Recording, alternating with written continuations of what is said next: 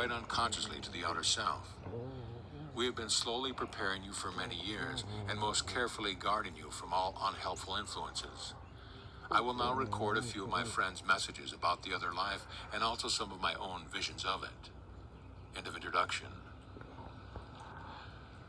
This audio presentation of The Thinning of the Veil, a record of experience by Mary Bruce Wallace, is brought to you by audioenlightenment.com, copyright 2013, all rights reserved.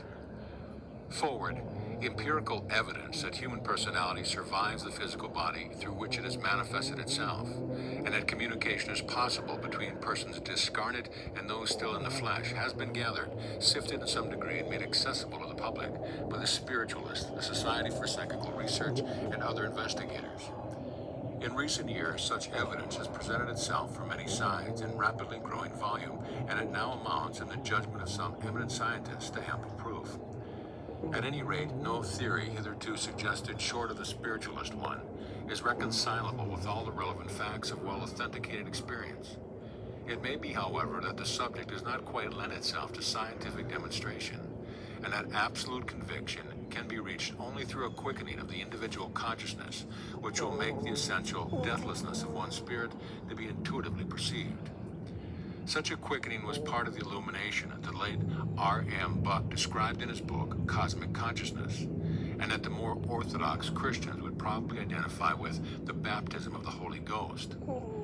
The record which this little book contains of intercourse with the world beyond the range of the usually recognized bodily senses is not intended as an addition to the psychical evidence available for inquirers on those elemental questions. A critic that is unconvinced with regard to them will probably remain skeptical after reading this book.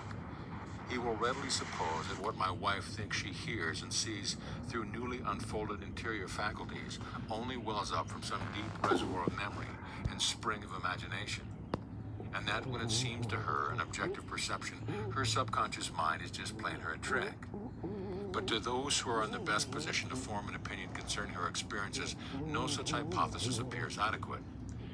After observing day by day for now more than 2 years the signs of the quiet, unforced blossoming of these psychic faculties in her, after receiving her several messages that subsequently have been verified in my own experience, I cannot doubt that she is being used by a group of discarnate beings who, under the Lord of all, are working for the thinning of the veil between the life in the physical body and the life beyond. Nor have I been the only convinced witness of and gainer by my wife's psychic development. It was during a visit that she paid to her father and mother and sister in August 1916 that her psychic sensitiveness first revealed itself.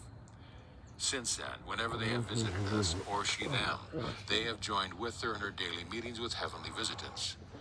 Each of her two brothers has also been present on 2 of the 3 occasions, in rare cases just 3 times, with the consent of her guides beyond the veil. Friends outside the family circle have likewise been admitted. And all these relatives and friends have through her got communications that have been to them distinctly helpful and quite relevant to their respective difficulties and needs. The cumulative, convincing effect of such experiences could, however, scarcely be conveyed to strangers.